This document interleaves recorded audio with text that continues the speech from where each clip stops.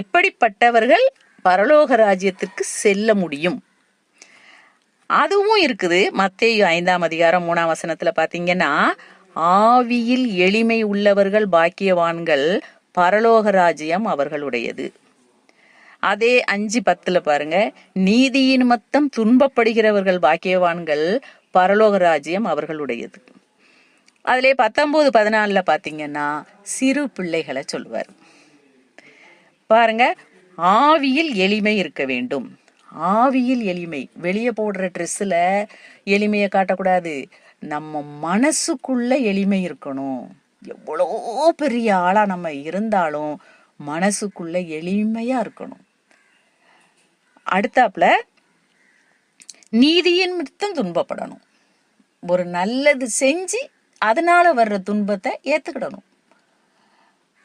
கெட்டது செஞ்சு துன்பம் வந்தா அது வேற, அந்த துன்பத்தை நம்ம சகிச்சுதான் ஆகணும். நல்லது செஞ்சு துன்பம் வரும்போதும் மனசு அப்படியே நான் நல்லது தானே செஞ்சேன், எனக்கு இந்த துன்பம் வந்துட்டே அப்படின்னு நம்ம துவளக்கூடாது. அதையும் சகிக்கணும். அடுத்தது பாருங்க, சிறு பிள்ளைகள் மாதிரி இருக்கணும்.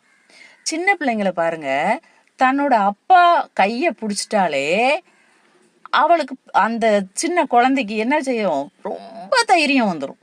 எதுனாலும் எங்க அப்பா பார்த்துக்கிடுவாங்க, நான் ஜாலியா இருப்பேன் அப்படி. அதே மாதிரி நம்ம கடவுளை என்ன செய்யணும், விருத்தி பிடிச்சுக்கணும்.